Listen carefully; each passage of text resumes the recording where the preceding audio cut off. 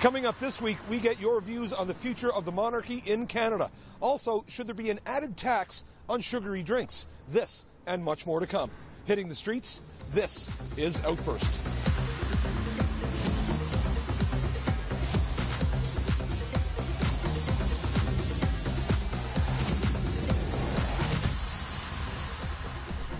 Hello and welcome to Outburst. I'm Glenn McGuinness. Well, the British monarchy has always played an important role in Canada's history. After all, it was Queen Victoria who designated Ottawa as Canada's capital. The recent visit of the Duke and Duchess of Cambridge to Canada proved they could still draw a crowd. But are they still relevant in Canada today? We took this question to the streets. What should be the future of the monarchy in Canada?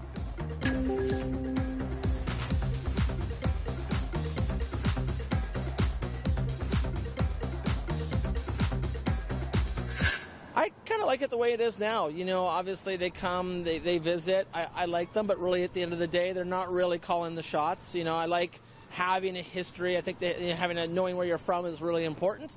But that being said, you know, hey, if they tell us what to do, we're not really going to listen to them. So I think they're fine. They come in here, they wave hands, people come out and love the parade, and we're done. So I think it's fine the way it is. Oh, we had a leader last week, yeah.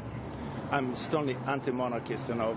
I really don't appreciate British Columbia government and Christy Clark to spend so much money for coming of Prince William here, and instead of diverting this money to some different causes, you know, much more important causes like what we need to know for welfare people, for people with disability, you know, low-income people. They're not like 50, 60,000 is not a lot of money, but still could be done something better about it, you know. I think it should stay how it is. I don't see any reason why we should get rid of it. I don't think it really, there's no detriment to how our country runs. The Queen is a figurehead. She doesn't hold any political power over our country. So I think completely getting rid of the monarchy whatsoever is, I don't see what we're gaining, right? So it can stay. Oh, geez, that's tough. You know, as much as I want to be an independent country, I love my country, Canada, but we do owe all our, we do all our thanks to Britain and the monarchy, because we were born of them. So it's all about. I like the monarchy, so. As long as they're doing their job, you know, it's kind of fun, but they're here to serve us. That's their job.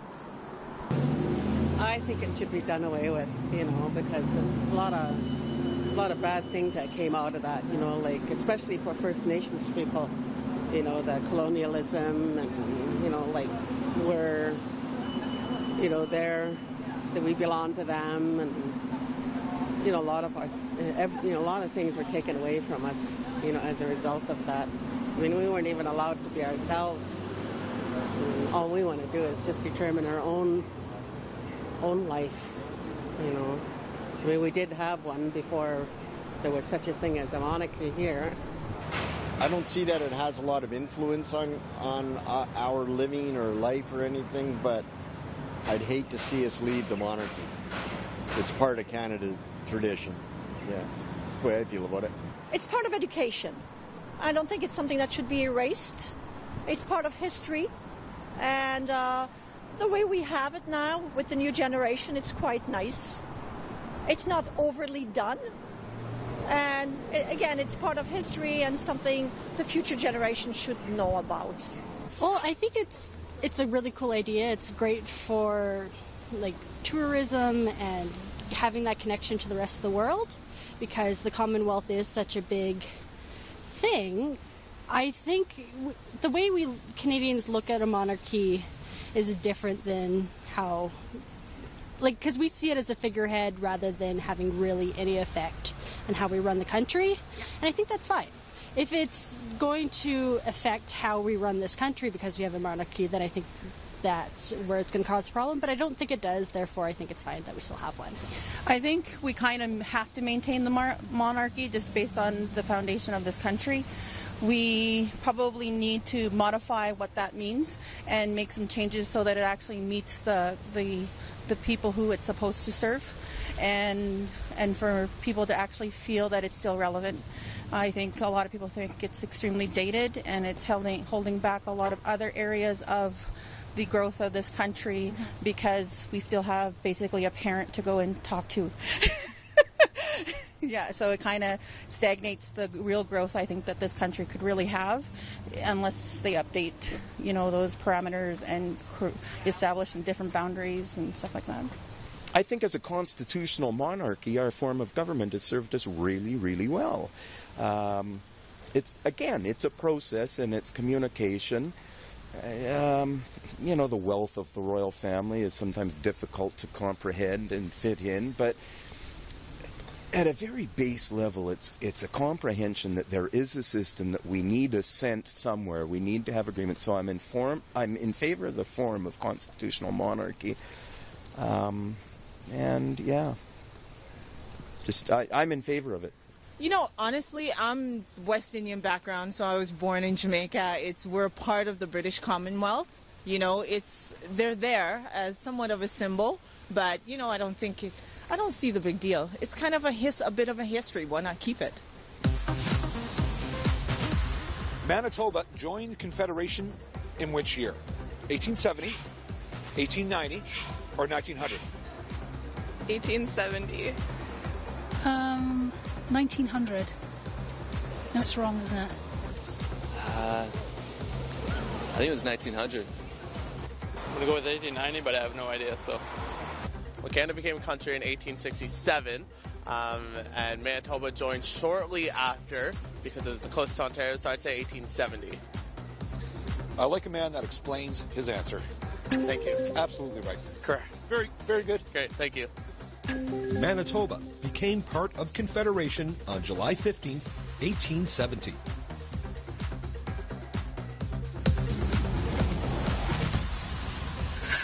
According to the Canadian Lung Association, smoking among Canadian youth has been on the decline since the 1990s. But still, roughly 20% of Canadian kids between the age of 12 and 19 consume tobacco on a daily or occasional basis. Worldwide, it is estimated between 82 and 99,000 young people start smoking each day. So, how could we bring these numbers down even more here at home? Our question: what is the best way to prevent young Canadians from smoking?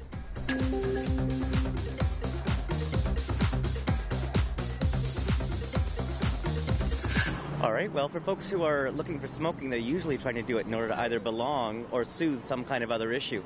So it's either a self-medication or a social connection.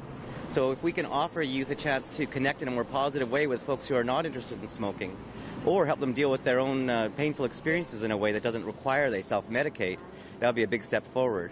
I think the most important thing actually is to offer a meaningful role for youth. Cut tobacco out of movies. The e-cigarette legislation is a good start. Treat them like cigarettes, because if they start with the e-cigarettes, they're moving on to tobacco, so don't give them the opportunity. Education, being able to get the word out to the kids and show the, I can't think of the word, the health hazards of smoking. Yeah. I mean, a lot of it I think is education, but primarily beyond that it's relationships and people we choose to hang out and be around that I think has the greatest influence. So that's kind of a hard thing to control, but the more we can encourage kids to have healthy relationships, I think the better chance that they won't smoke. London and Paris was ridiculous how much people were smoking, and the young kids too. It was really sad. How are we going to prevent them from smoking? Well, I'm an ex-smoker. I smoked for 13 years from the age of 13. So what prevented me? It was really an inner voice that said, oh my God, there's a healthy person screaming to get out of this smoked up body. How are we going to get kids in touch with that? It's not talking to them. I think it's listening to them. I think it's offering them ways to stop. All right, how to prevent young Canadians from smoking? I think that we're doing a fairly good job. I'm currently staying in Italy at the moment, and it's just like a complete gong show. So in comparison, I would say that we're doing really well. I mean, just making it completely uncool is a part of the battle, I think. Yeah. Education. Just keep doing what we're doing. It seems to be going down. The number of kids using it seems to be less, but I mean, from what I read in the reports, but I don't know that there's a lot you can do. If the parents don't smoke, maybe the kids won't smoke, right? I thought we'd done enough already. I mean, I guess the gig's been out for a while, so if you're smoking, you're just doing what you can. I mean, the packaging have scary pictures on them. The cigarettes are hidden away. Big Tobacco can't sponsor big events, so I think kids just like being bad kids. They're going to do what they want to do, so I don't think we can do a whole lot more. In fact, the cigarettes are already really, really expensive, so they're not cheap. So, you got me. I don't know what else we can do. I guess, well, I don't know. I guess just telling the health concerns about it and using concrete examples with specific individuals maybe is always effective, and if you make it personal with a real life person that's gotten cancer from it or had a family member lost because of life smoking or lung cancer. And you could just legislate it right out of practice. It would drive it underground. Education, communication. The photos on the package of cigarettes, it's a little daunting, but I think it's just continually reminding people and put the price up.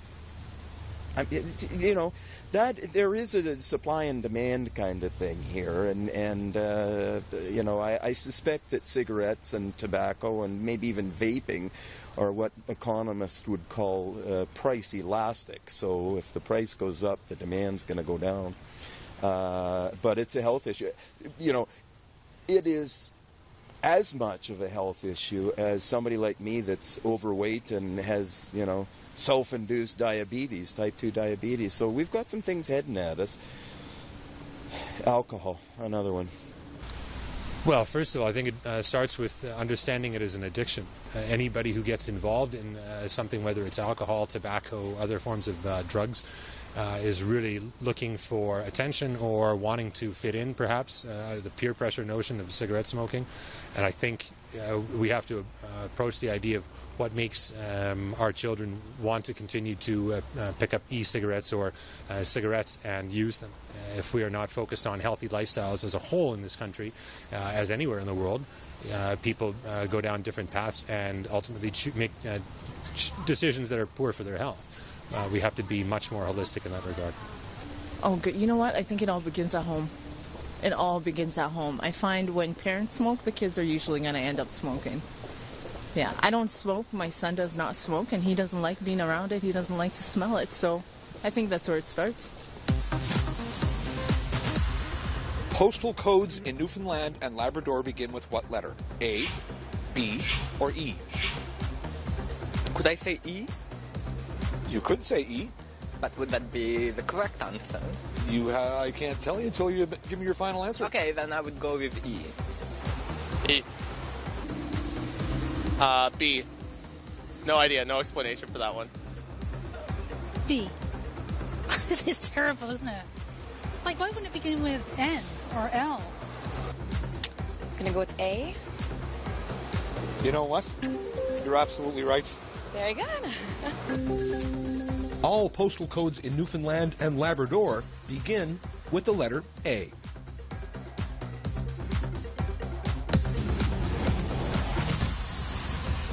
Canada has somewhat of an environmental dilemma on its hands.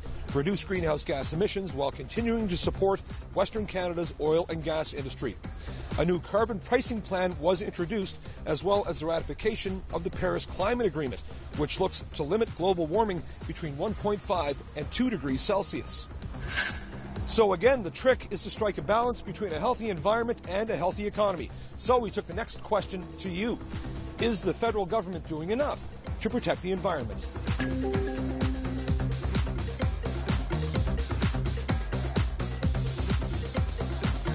I would hope they are. I have to admit I'm not up on exactly what the latest activity is on the part of the government, but they certainly did promise it, didn't they? I'm hopeful that they are doing something to protect the environment. I think the fact that you guys are on top of global warming, that you just signed off on the carbon issues, you're doing, I mean, in California is a very progressive state, but I think generally speaking, in terms of the federal government here, you're doing way more than the American government is. I think they've got a good plan, and I'm really pleased that there's a federal approach to it and trying to allow the provinces to do the things that they need to do, but within the context of what can work for Canada. Is there more that they... Oh, well, there's always more. Absolutely. I don't have any specifics, but yes, there's always more. But if we jump on this stuff and at least get started, and then you get everybody in each province doing their bit, and then I think they've been talking to the people, and most of the people say we need to do more. I'm not an expert on what the next step would be, though. Well, I am concerned because they're probably going to approve pipelines, which is a big concern. So, and I don't, well, I think they're doing things towards renewables, but I'm not hearing a lot about that. I'm hearing more about the oil industry. So I'm not sure yet. I guess it's a bit of wait and see. I'm hoping they're going to do more. I don't think it's completely the federal government's problem to take care of. I think it's every individual's problem. They have to change themselves in order to change everything else. I think Tolstoy said that. I don't really. I think they're doing as much as they feel they can do. I think there could be they could do a lot more with the environment. We live outside of this area right here, where it's there's a lot of conservation area and stuff. So we see how it works out there, but within the city, I don't think it's it's pretty good. It's pretty good. You can't jam everything in. I mean, there's like a lot of people here, so there's only so much space for things. That you have to sort of think about, rather than just sort of talk quickly about, Right. Good question. I think they can do a better job. I think they're heading in the right direction now, compared to what Harper was doing, which I think was going the opposite direction. I'm pleased with what I see. Currently, I'd say they're not, but that being said, considering the economic situation in this country, it's very difficult to balance those two issues. This country needs economic support, and with the pipelines that are being debated right now, those are projects that, environmental critics would say are, super negative and would be, very damaging. But at the same time, with the carbon taxes that they're proposing, that's pretty much as they can do right now is to get as much support as they can. So they're not doing enough, but they can't do all that much right now considering the state we're in. So I don't think that they are at the moment. I think that the environment is something we should always be doubling down on and invest in more. Our future depends on it. And I think that we are taking the needs of big business sometimes and undertaxing big business in certain ways and giving them too many opportunities to use land in ways that they probably shouldn't be at the moment. I don't believe right now with the current Liberal government, I don't think they're doing enough. I actually think they're going the other way. I think they're actually going away from protecting the environment in order to give more money to industries that will actually potentially really drastically change our environment. Well, they just, Trudeau announced that he was going to look into, or I don't know about look into, but he wants to implement a carbon tax. So I personally do believe that they are making good steps forward. I'm not sure of all the going-ons with the federal government and what they want to do with the environment. However, they are clearly looking to make steps towards, protecting the environment. So I would say they're doing a good enough job. Not right now, I don't think so. I'm actually a materials engineer, and I've dealt with a lot of engineering things. And from an engineering perspective, like what's going on in the oil sands and stuff, I don't believe that they're doing much to protect the environment as of this moment. They're doing as much as the public is going to let them as far as taxation goes, because it's cap and trade or a carbon tax, so therefore that's going to be the thing that limits it. The other question is, all that money collected, what is it used for? I think that this is a very hot topic, and I don't think that there's ever really nobody's ever going to be 100%, but I think that the federal government is taking steps to help better what had been in the past. So yes, I think they are taking steps to better the environment. No, I don't think so. Why not? I think we are too focused on short-term economic gains as opposed to long-term environmental protection. I think they've been in power for too little time to see. I hope that they'll prove their worth. So I'm hopeful. I'm cautiously optimistic. Sugary drinks have been around as long as anyone can remember.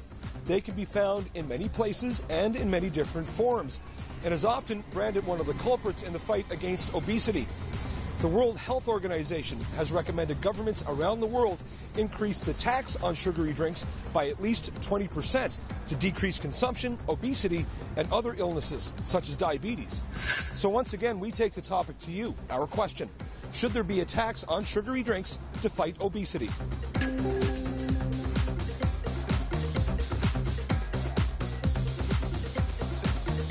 I heard about that recently. That's a tough one because then, you're imposing certain parameters on individuals. Sure, on the surface, it sounds like a pretty good idea. I mean, the level of obesity, especially amongst young people, is enormous. I enjoy being active myself. Even at my age, I still work out a lot. I might not show it, but I try. And I would hope that, especially young people, would do so as well. So that may help, but is it an imposition on society? Again, that's something that needs to be looked into in more detail. I think we should just eliminate sugary drinks, period. People can add whatever sugar they want to the drink, so that's what I think. I don't know. I think that's a really complicated question. I know we have it on one of our initiatives right now in California. I believe the city of Berkeley is looking at taxing sugary drinks. I know New York has. I think it's a public health issue. I don't really think it's a taxation issue. I think it should be addressed through the public health system. I don't think it's a terrible idea. People could use the encouragement to make smarter choices sometimes, and that could be a disincentive. It's worked for putting, charging on bags, that sort of thing. So I don't think that would make a difference. I think people who drink those they get pretty addicted pretty young, and I mean, the kids are the ones buying them. They're not going to care about the price. I don't think it would make a difference. Like, same with things like cigarettes or alcohol. They're pretty expensive. It doesn't stop anyone. There's been no reduction in people buying cigarettes, really, so I don't think it would make a difference. Absolutely, yes. Why not? Or just get rid of the sugary drinks in the first place. Yes. We have lots of grandchildren, and we notice that they take advantage of all these types of foods and drinks, and they're getting hooked on them, and it's not a good thing. And I think definitely a tax on them would help. Would help the healthcare system as well. Personally, I do think something needs to be done about sugary drinks. This whole problem is right at the crossroads of the way the free enterprise system works and the way government intervention works. Whether or not a tax needs to be imposed, that's a real riddle. There may be better ways of dealing with this problem. Maybe a tax increase is not the way to go, but I would not like to see nothing done about sugary drinks and what it's doing to the population with respect to diabetes and that sort of thing. So I leave it up to the public and government to decide what the proper course of action is, but I do want something done. I think we have to realize that the influx of high amounts of sugar are creating diabetes in children. And we don't get the message until somebody puts a tax on something to wake us up. And I think that's a pretty good way of starting to make people aware of it. I don't believe so at all. I think that realistically, you should have your own choice, and that the government, in this case, I mean, especially for just something like sugary drinks, you should have the choice, and there shouldn't really be an increase, or if you want to call it even a tax on sugary drinks. I just believe you should have the freedom of choice for that. I feel strongly about that. Yes, there should be a tax increase, because the cheaper it is, the more access people have to it, and that's really bad for, especially young people. It's really bad for their health. So if you increase the price, it's harder for them to gain access to. And I feel there should be a tax increase, yes. I think so, because based off the fact that Canada has a socialized healthcare system where everyone pays into taxes for health care, it would make sense to have an imposition on sugary tax, much in the same way we've done that with tobacco and alcohol products to mitigate health impacts. I don't know about should, but I would be in favor of it. I think we tax a lot of things that are unhealthy for us, like cigarettes and alcohol. Why is sugar exempt? There should probably be a number of things to fight obesity. I don't know if a sugar tax would help, but again, it's where the money goes after they collect that tax. Is it a prevention program, or is it something more significant, like going to diabetes people? Yes. Tell me why. Because I have a little guy who's, 13 and a half months, and I worry for his health in the future, not because I'm giving him sugary drinks and things like that, but I think that if there's a tax on it, then people who might be on the fence would opt not to, and I think that would help, combat the obesity issue. So. I think so, yeah. I think they've shown that with cigarettes that every small increase in taxes decreases consumption, and sugar's probably the leading cause in obesity, and it's cheap and accessible. It's probably the cheapest drug you can get right now. Well, that's a hard one to justify in some ways, but the evidence is pretty strong that there wouldn't hurt and might help the obesity problem. I don't think so. I think that Canada's kind of sin tax on alcohol and tobacco, I think maybe increase that. But I think sugary drinks, it's going to affect youth and low-income families more than anyone else. But, maybe more tax on the beer I get, but not on the pop. Which of the following Nova Scotia towns is located exactly halfway between the North Pole and the equator? Yarmouth, Amherst, or Stewiacke? Yarmouth, Amherst, Stewiacke. Amherst. Amherst? I don't know. Yarmouth. The first one, Yarmouth. Yarmouth. Amherst. Stewiacke. Sorry? Stewiacke. Stewiacke? No, what's it called? Stewiacke. Stewiacke, yeah. Let's say it together. Stewiacke. Absolutely correct. Oh gosh, one out of three. That was embarrassing. The town of Stewiacke, Nova Scotia, is located about 70 kilometers north of Halifax. Stewiacke, which means winding river in the Mi'kmaq language, sits halfway between the equator and the North Pole. It was incorporated as a town on August 30th, 1906.